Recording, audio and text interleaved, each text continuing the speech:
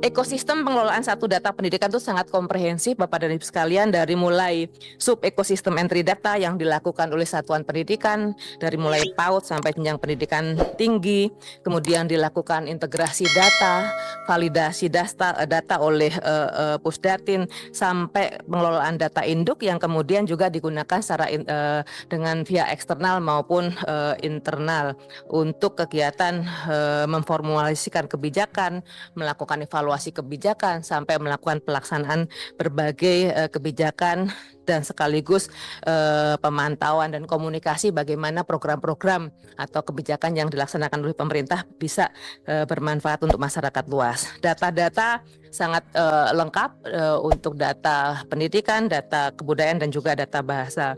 Secara lebih lengkap utarakan di dalam slide 7. Jadi seperti data pendidikan saja, ada dari tingkat satuan pendidikan, seperti misalnya ketersediaan fasilitasnya, gurunya, tenaga kependidikannya, peserta didiknya, by names, itu ada semua informasinya di dalam data tersebut. Kemudian juga termasuk informasi proses pembelajaran dan hasil pembelajaran yang sekarang diperoleh melalui data salah satunya asesmen nasional. Kemudian ada juga data penelitian, data pengabdian masyarakat, ada data kebudayaan juga cukup kompleks, dari data-data objek pemajuan kebudayaan sampai juga data sarana prasarana kebudayaan, plus data bahasaan dan data kesastraan. Yang lebih lanjut kami informasikan terkait dengan bagaimana proses entry sampai verifikasi data. Jadi kalau untuk data pendidikan itu ada data berjalan, Bapak Ibu, setiap saat itu bisa dilakukan perubahan, penyesuaian dimulai dari satuan pendidikan. Jadi yang namanya yang Bapak sering kali disebut oleh Bapak dan Ibu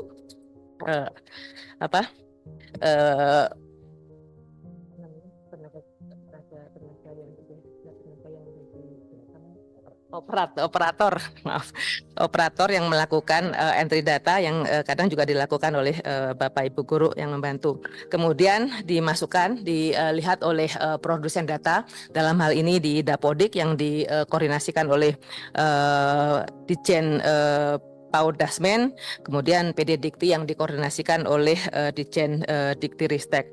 Kemudian warehouse data, ini wali data yang dikoordinasikan oleh Pusdatin untuk melakukan proses sinkronisasi, proses integrasi, verifikasi, dan juga validasi. Setelah itu kemudian dialirkan baik itu ke Pusdatin, kemudian ke Dapodik, kemudian juga ke PD Dikti, dan juga bisa diakses oleh Dinas Pendidikan, termasuk juga oleh LL Dikti untuk data-data terkait dengan perguruan tinggi.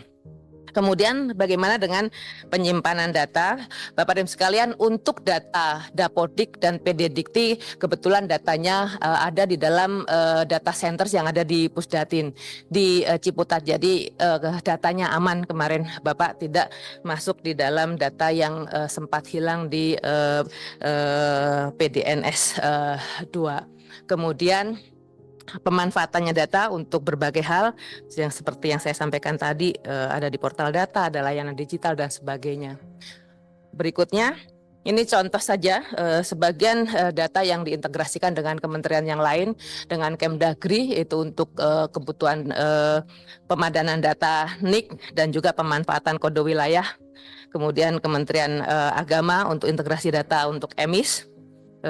Kemudian data Kementerian Keuangan untuk pemanfaatan data untuk proses verifikasi dan pemberian dana DAK, termasuk juga sebenarnya untuk data kita sebut MOLEK untuk memonitor data penyerapan anggaran yang bisa dilakukan juga real time. Kemudian Kementerian Sosial untuk pemadanan untuk calon penerima KIP, KIPK berdasarkan data DTKS. data terpadu kesejahteraan sosial. Kementerian Kesehatan ini sejak adanya COVID-19 kita melakukan integrasi data dengan Kementerian Kesehatan untuk memantau proses imunisasi, dan bahkan sekarang juga digunakan untuk mengidentifikasi pelaksanaan health check up oleh puskesmas yang dilakukan untuk guru dan juga anak-anak usia 15 tahun ke atas. Kemudian dengan BKN untuk integrasi data kepegawaian untuk guru di satuan pendidikan dan juga untuk organisasi dan unit organisasi BKN. Kementerian Pertanian kita integrasikan data-data untuk pendidikan kedinasan di bawah Kementan. Ada juga Kementerian Ketenagakerjaan, ini lebih banyak untuk integrasi data tracer study dengan perusahaan-perusahaan yang menerima tenaga kerja. Kemudian dengan Dinas Pendidikan tentunya karena backbone pengaliran Dapodik dilakukan oleh Dinas Pendidikan. Kemudian juga dengan KPK integrasi data untuk aplikasi Jaga Sekolah. BPS banyak sekali kita lakukan untuk integrasi data-data karena BPS melakukan berbagai survei yang dilakukan setiap tahun. Kemudian juga data untuk seleksi masuk perguruan tinggi.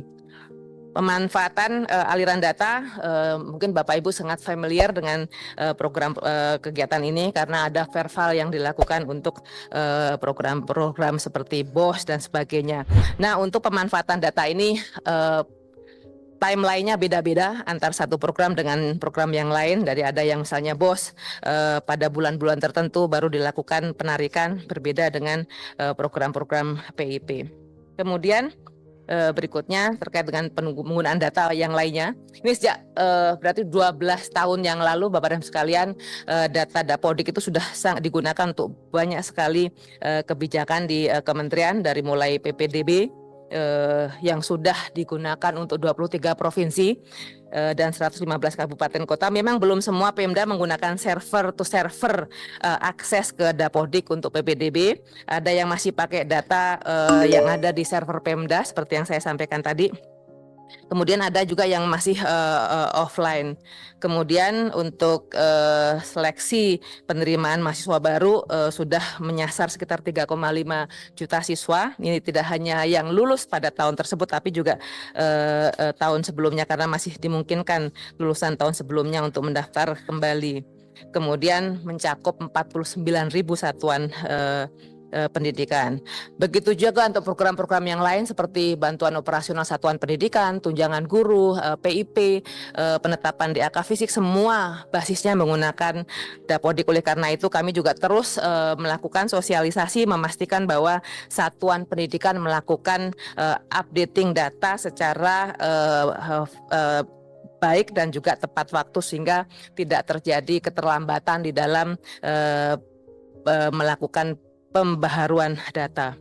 Kemudian yang sering ditanyakan juga bagaimana dukungan Kemendikbudristek di dalam peningkatan SDM data yang sering disebut operator Dapodik. Jadi di dalam PP 17 tahun 2010 tentang pengelolaan dan penyelenggaraan pendidikan, ini dijelaskan oleh Bu Nunuk pada waktu RDP sebelumnya, bahwa operator Dapodik itu sudah bisa dimasukkan sebagai bagian di dalam tenaga administrasi, sehingga perlu juga memang mendapatkan perhatian dari Pemda. Dan juga tenaga administrasi dan tenaga kependidikan menjadi bagian di dalam pemenuhan SPM, sehingga memang Pemda harus juga harus memperhatikan betul tentang ketersediaan tenaga tersebut. Kemudian bagaimana hal yang lainnya di dalam Juknis BOS, mereka juga diperhatikan. Jadi komponen pembayaran honor juga dapat diberikan untuk mereka, Bapak dan sekalian. Kemudian terkait dengan SPM pendidikan melalui penyediaan referensi kegiatan penganggaran, koordinasi, perencanaan, supervisi dan evaluasi layanan di bidang pendidikan juga diberikan perhatian. Kemudian dukungan teknis juga diberikan perhatian. Bagaimana ke depannya? Ini yang kita usulkan adalah penambahan ketentuan tentang tugas tambahan operator Dapodik yang juga yang dikerjakan oleh pendidik sebagai tugas tambahan yang dapat diekuivalensikan dengan beban kerja pendidik. Dan berikutnya adalah pemerintah menyediakan atau membuka peluang formasi P3K untuk tenaga kependidikan, terutama untuk tenaga administrasi di satuan pendidikan di dalamnya, termasuk untuk operator yang menjadi tugas dari tenaga kependidikan. Kemudian kita juga melakukan upaya-upaya untuk meningkatkan kualitas pendataan, khususnya dalam kebijakan penghitungan perencanaan dan pengelolaan anggaran pendidikan. Jadi kualitasnya harus baik sehingga kami lakukan betul-betul pengukuran indeks kualitas data dari mulai halaman berikutnya, kelengkapan datanya, validitas data, pemutakhiran data, dan hal-hal yang lain.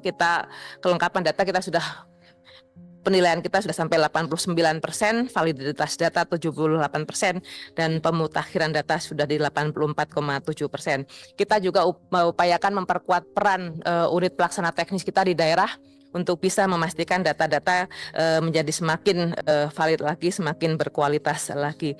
Baik UPT yang ada di bawah PAUD Dasmen, baik UPT yang ada di bawah GTK, balai atau balai besar guru penggerak, maupun UPT yang ada di vokasi.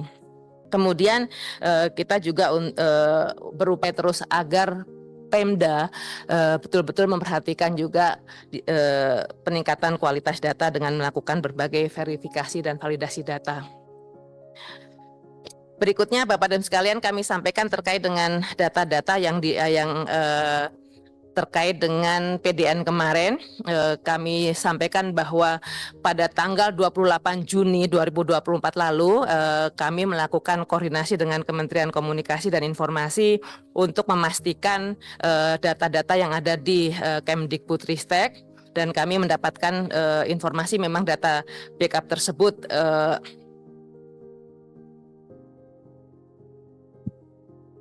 waktu itu tidak ada, lalu kami juga langsung komunikasikan data di dalam backup kami ada tersedia, Bapak. Jadi 853.390 orang pendaftar KIP, data dalam spreadsheet-nya tersedia, tetapi lampiran-lampirannya yang memang tidak ada di dalam backup, sehingga kami mengirimkan surat kepada seluruh pimpinan perguruan tinggi, kepala LL-Dikti wilayah 1 sampai dengan 17, termasuk ke mahasiswa penerima KIP kuliah dan pendaftar untuk segera melakukan updating data.